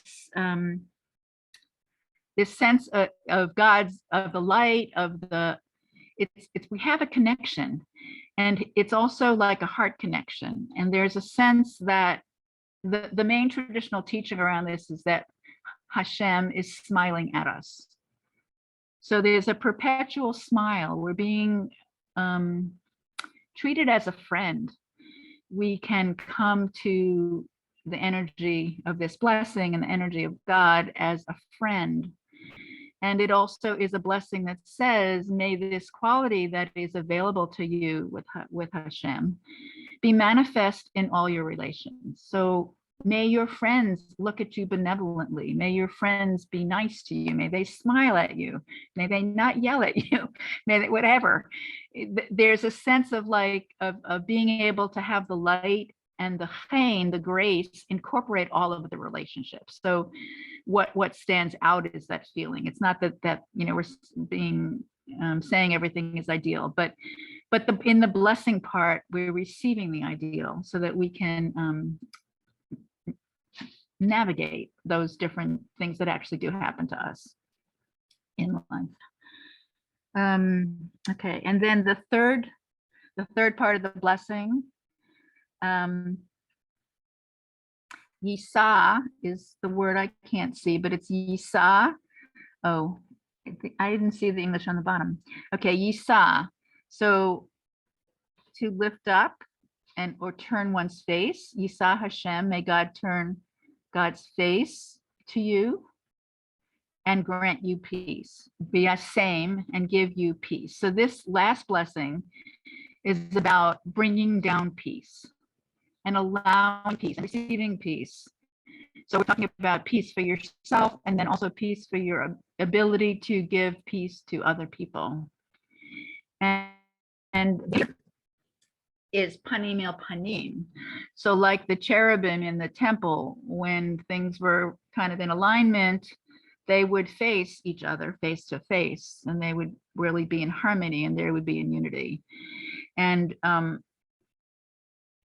they wouldn't be facing face to face. So we're asking and not, we don't even ask in this prayer, we're receiving God's, the quality of God and divinity and relationship to life in the world, where we can be face to face, where we can look each other in the eye, we can not hide anything, and where really the message is that even if there were actions or things that would warrant some kind of response or anger from the divine realm, whether it be even nature, you know, earthquakes, volcanoes, or some kind of personal kind of, you know, relationship where it wasn't fully positive, that anger be turned away, and that we be met face to face in a harmonic way that can allow for that sense of peace to happen. So the ultimate blessing is for peace, and that things that are not harmonious to peace be turned away. So those things are that which can peel away and turn away, and what's left is what we want to magnetize as that which can bring peace, which is as if the image is of face to face with God. And also, as Rabbi Diane talked before, panim is inside of us. So we're talking about the external world, but we're also talking about of a kind of harmony of meeting ourselves face to face, of having the courage to look inside, of clearing away that which might not be in harmony with the sacred or with the sense of holiness, and embodying that direct face-to-face relationship so that we can have peace both within ourselves and then generate it outwardly to the world. So those are the actual blessings. And I'm going to share one other teaching. I need to find the words to it. Here it is. And then we'll do something with this. So I think yeah, you can, it doesn't matter, you can leave it up or take it down, but this last teaching is another quote from another part of Torah. This is right before when given the 10 Commandments in Yitro, which also happens to be my marriage parsha, so I feel somewhat connected to that as well. But I'm going to read it in Hebrew and then I'll translate it. V'hayitem mamlechet kohanim v'goy kadosh. So before we receive Torah, and as this is one of the things that's, you know, you are a nation of Kohanim. The whole nation is a nation of Kohanim and of holiness. It's not saying other people aren't, but it's also saying, and it as almost like an acknowledgement to this as part of our heritage. So even though we're working with the priestly blessing as a channel through the designated Kohen in the lineage, I think this is a really important teaching to bring in, because I think that's the crux of the matter too, is that the Kohanim and all the teachings about the Kohanim and what the priestly blessing is bringing us is also saying to us, you have this opportunity, if you want it, if you really want to receive it and take it on, to attend to the holiness, to attend to your ability to be the channel to bring that light, that peace, that sense of safety and guardianship, of guarding you as a nation, regardless of what your actual Jewish lineage is, if you know it. We all have can take that on as a mitzvah, and many people do. Many Jews are very active in bringing light and changing the world. But I want to just bring this in as the context of it's almost like being given to us as a mitzvah, as a nation, before we have the Torah, and giving the 10 Commandments sort of as the structure and the formula to help us hold to what Kedusha is in a way, and allow ourselves to become that channel if we honor it, if we put attention to it. So that's what I have as far as teachings around this. I don't want to have too much conversation at the moment, but if there's maybe 5 minutes, if anyone wants to ask anything or say anything. Yes, Carola. Is this similar to Ki Kadosh Zeitchem, Kadosh? That for me, there are many ways that Hashem let us know that I am holy, so you are holy. Yes, absolutely. Yeah. Right. So for me, it's very much, and what does the response, because receiving the blessings for me also, Ken Yehi Ratzon, is a very important part. Can you say something about Ratzon? The phrase Ken Yehi Ratzon, as I understand it, is just an affirmation that says, may it be so, it is so. So that as it's almost like as it's happening, it's the affirmation that yes, it's happened. I mean, that's the way that I understand it. But if there's a deeper question in there, that might be something that when we move through these different stages, see what your body response is and see what your body wants to do with it after you receive, maybe, see what happens. Well, I thought it may be that I at least need to be aware to really offer my cater, my head, as a receptive opening. Right, and it can be Keter, but it can be the whole body. It can be the heart. It can be all the. We're going to do a little meditation to do that together. But if it sits in Keter for you, then that's your place. So it's your awareness of where does all this land for you. It's not going to be the same for everybody. Okay. Okay. All right. Well, what I'd like to do is go into a very short meditation and then go straight from there into movement around this. Since I didn't get to do a sound check beforehand, Diane, just if I need to do something up or down, quieter or louder with the music when it starts to play, just wave at me on the screen, okay? Can you share your the music through your computer, or is it separate? No, it's Okay. separate. All right. As before, that has not progressed. All right. Well, I'll let you know. When I finalize my computer, which should be arriving today, finally, I will maybe have a setup, but anyhow. So, the only other thing I'd say, if you are close to a talit or a scarf and you at some point want to just kind of bundle with that, because the Kohanim really put that, we didn't get a chance to write beforehand, but if you just want to put that over you and kind of bundle and be in your own little cocoon or even turn your video off. Just whatever way it makes sense for you to have that sense of receiving the best and bundling it for yourself. So feel free to do that. So yeah, so just get comfortable for a moment here.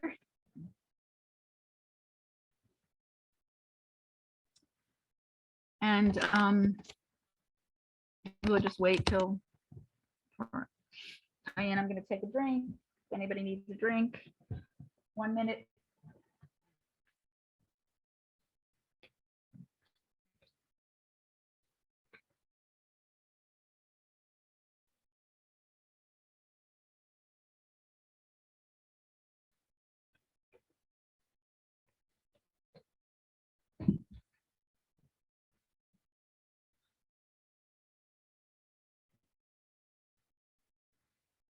Hmm.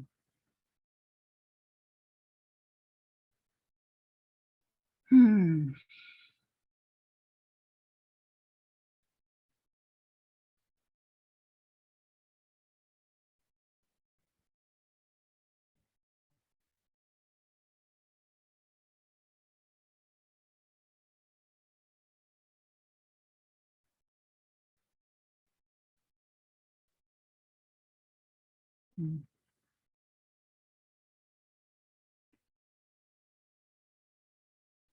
So as we wait for others to come back, just stay with your breath, stay with your feet, stay in your chair or standing, just stay connected.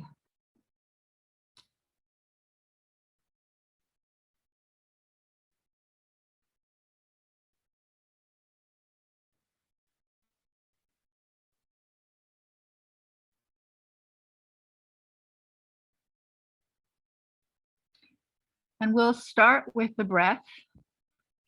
Any breath that works for you, to just start and find your breath.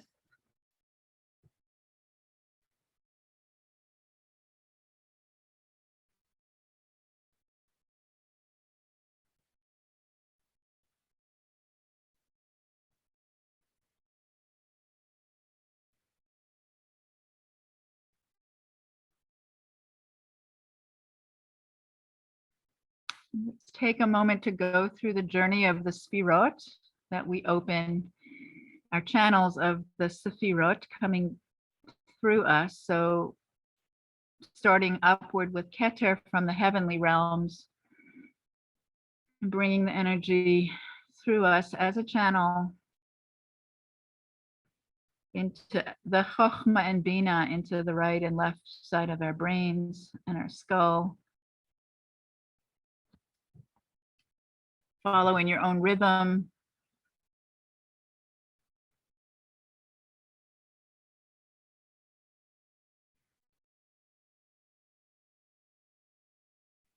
Coming into your arms of Chesed on the right side, Gevura on the left side, and the balancing of Tiferet in your central column. Noticing on the way if something feels particularly open or particularly not open. And you might want to just notice or encourage an opening. And breathing into that heart space of Tiferet.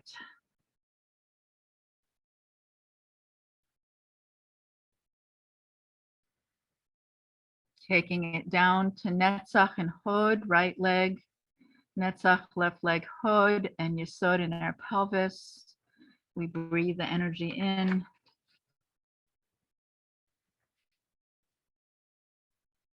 Sensing what's there.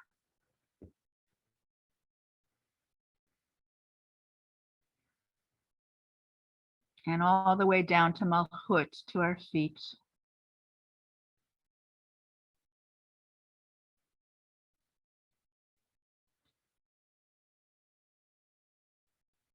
And now let's take a breath pattern wherever you are. You can stay right there.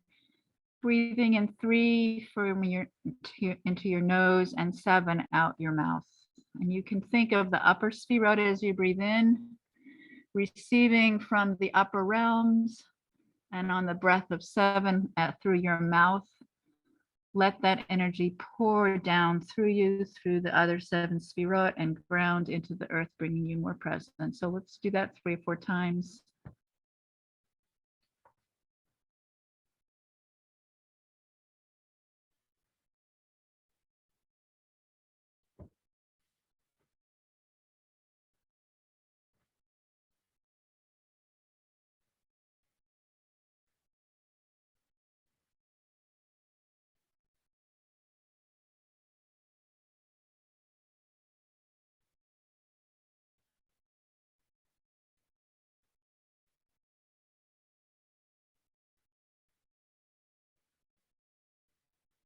And opening up any other channels that you know through the body systems, through the nadis, whatever you sense there isn't a flow, just encourage that flow to come through you.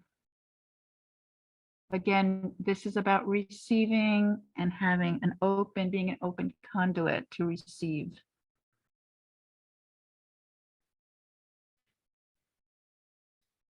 And in particular, your hands, your feet, and your heart.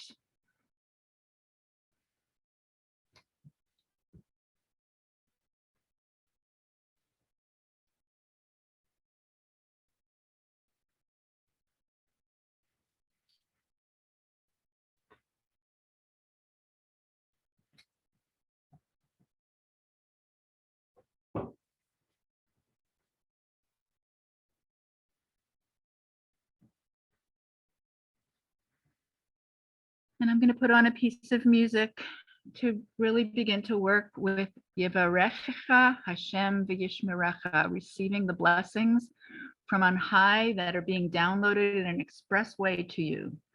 No barriers, and that those blessings will be guarded, that you and your possessions will be guarded. So the phrases of blessing and being guarded, see what stands out for you in that, and just explore any way that you see that you would like to follow that path.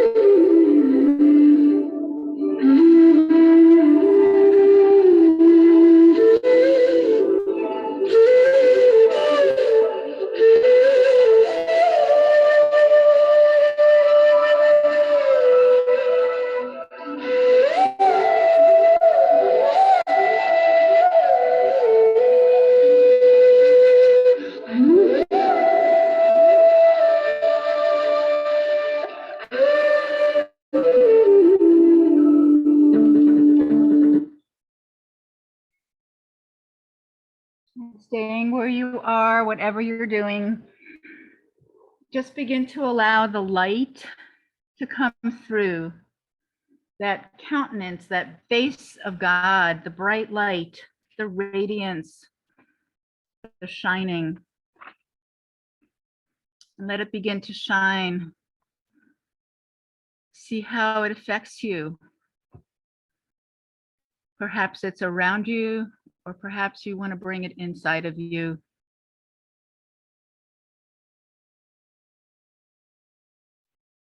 Light contains all.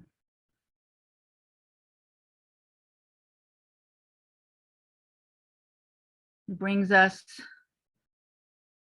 understanding and wisdom, happiness.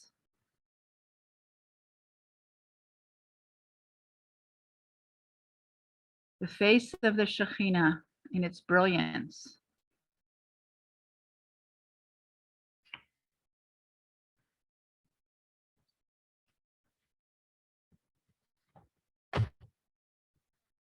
Ya'er,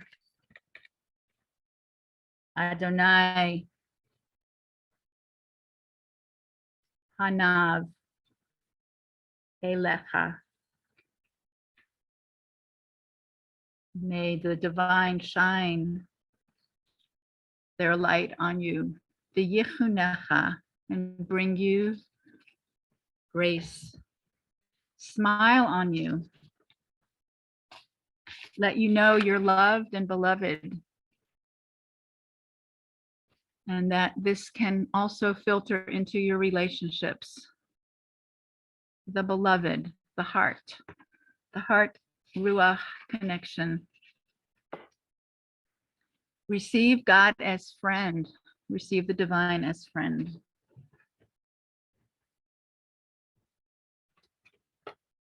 Friend continually smiling on you.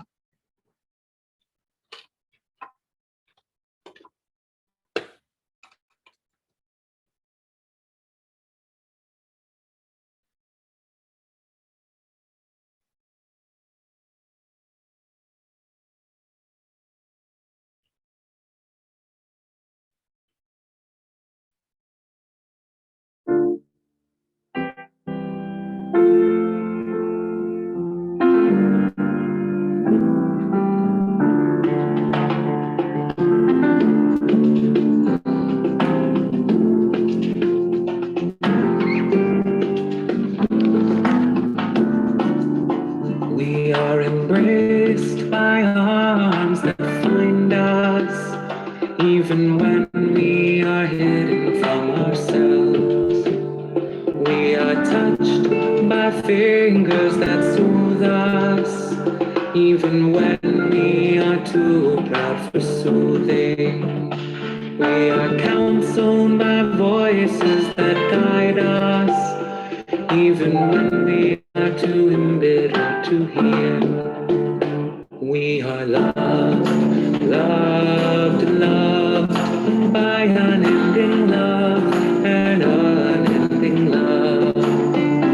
We are loved, loved, loved by unending love and unending love. We are supported by hands that uplift us,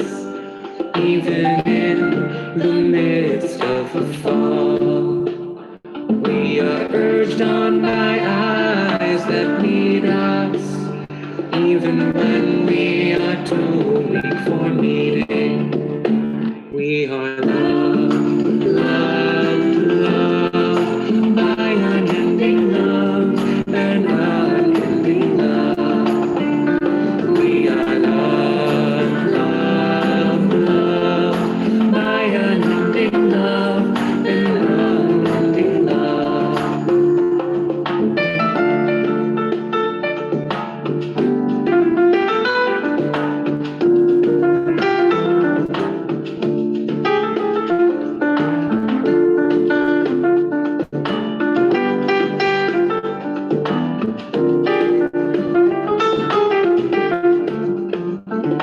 Embraced, touched, soothed, and counseled. Ours are the arms, the fingers, the voices. Ours are the hands, the eyes, the smiles.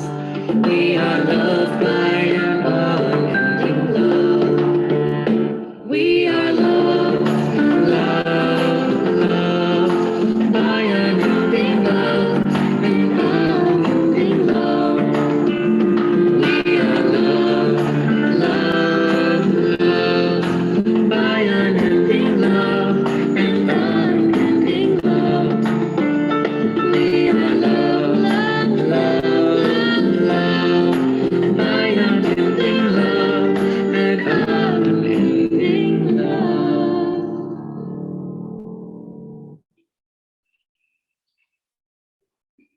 And taking this love to a higher level even of panim el panim, face to face with the transcendent, the 72 name of God, that place of the seventh heavens and that which encompasses all. And in this place we receive the blessing of spiritual growth. All is well, all is peaceful, and God's face, face to face, what would that be like?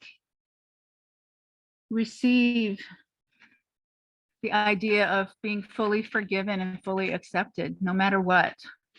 Baseline relationship. All is just learning, growing.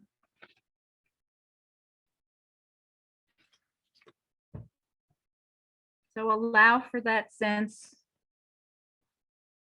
of receiving face to face directly. And in this relationship allows for a sense of peace.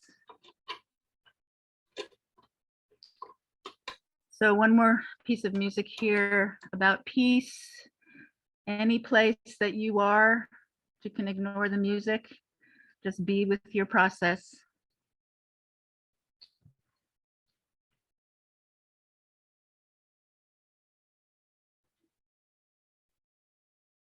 Sim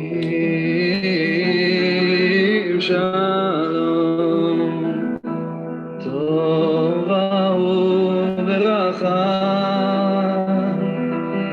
chaim chen v'chesed v'rachamim aleinu.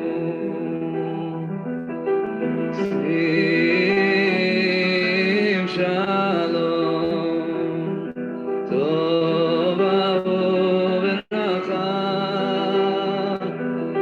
chaim chen v'chesed v'rachamim aleinu. Ve'al kol Yisrael, ve'al kol Yisrael, Amecha, Amecha. Parcheinu Avinu kulanu ke'echad be'or panecha. Parcheinu Avinu kulanu ke'echad be'or panecha. Ki be'or panecha natat lanu Hashem.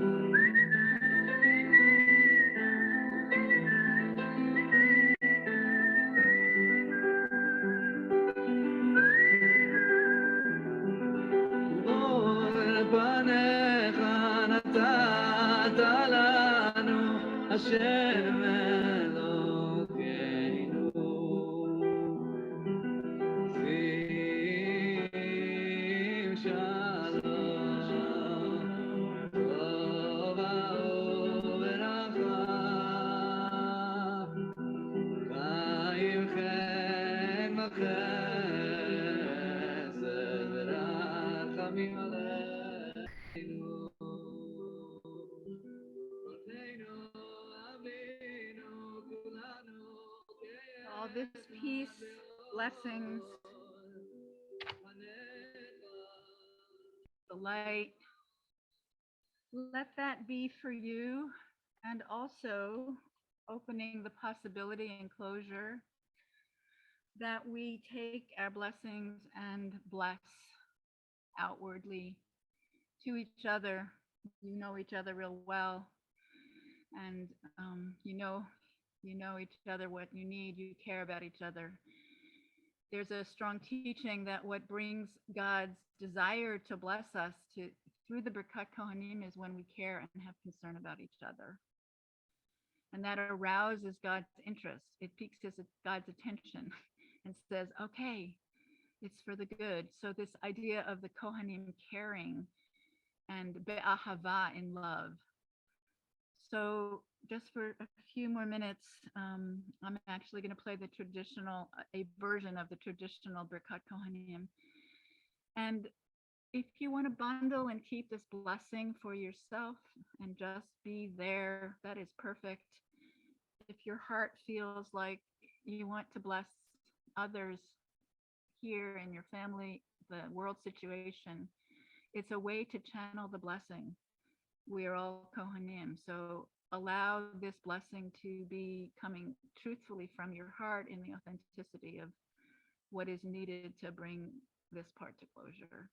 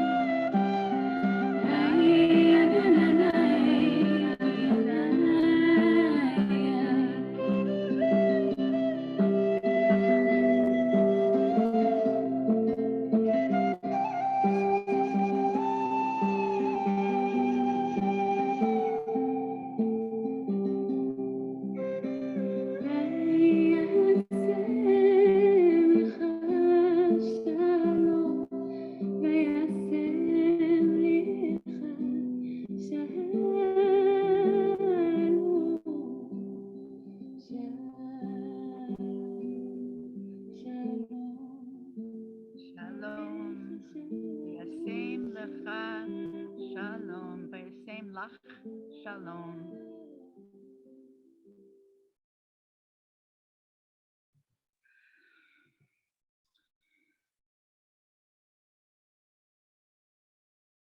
So letting that all settle, we say, as Reb Karola suggested, Ken Yehi Ratzon, may it be so, may all your prayers be received, sent, and multiplied for yourself, your family, and the world.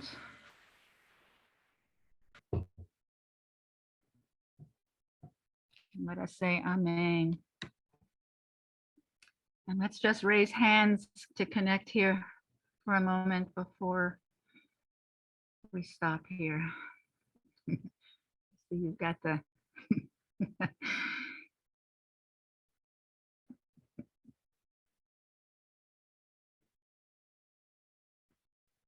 thank you so much for a chance to teach again with you.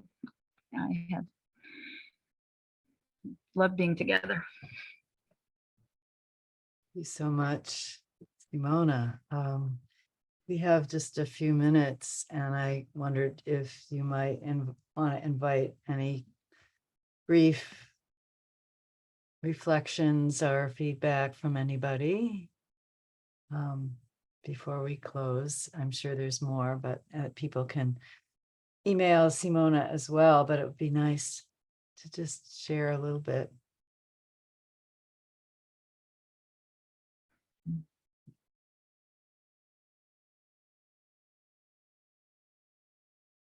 Go ahead. Carol, you raised your hand. Yeah, well, thank you so much. The end of it all here was the sun setting, and I see the sun is arriving behind you too. The rain stopped or somehow, but so for me it was very much connected to the light.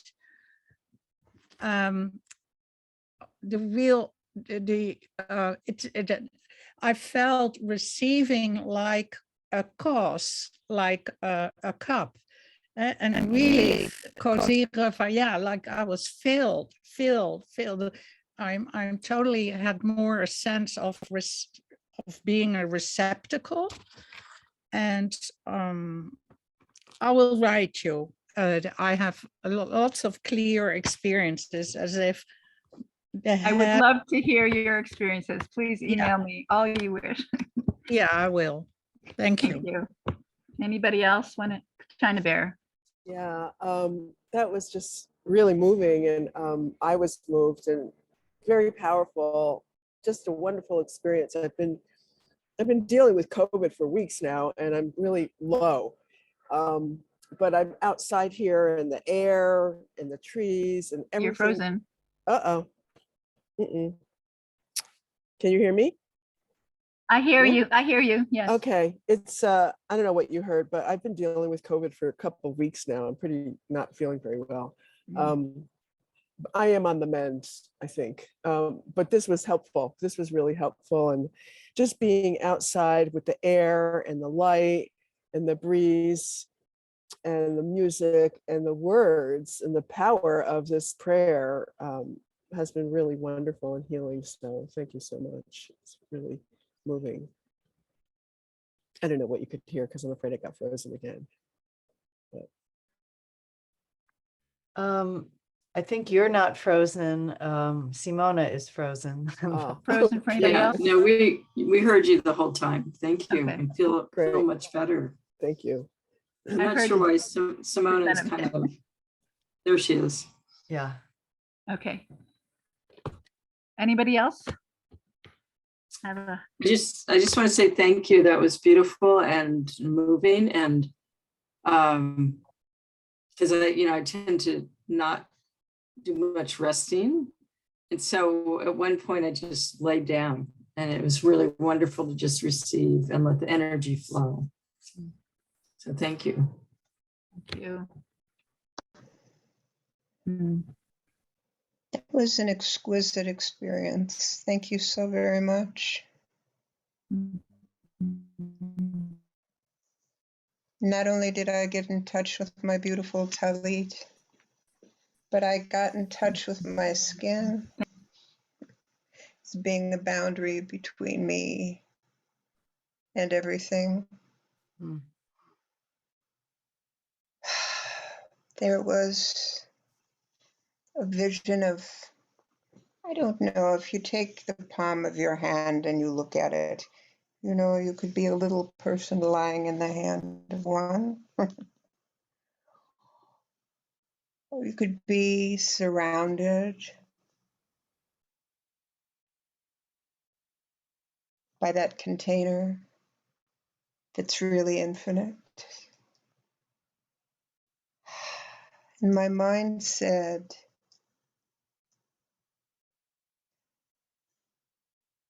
back away Mhm.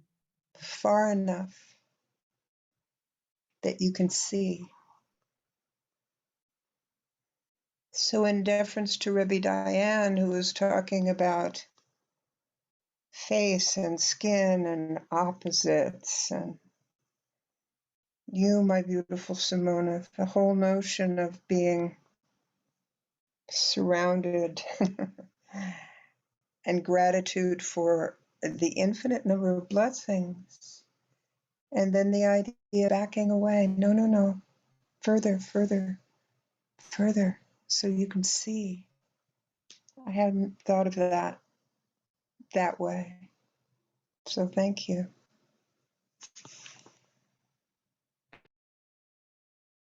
Mm. So once again, thank you so much, Simona. That was extremely powerful and healing, as everyone said.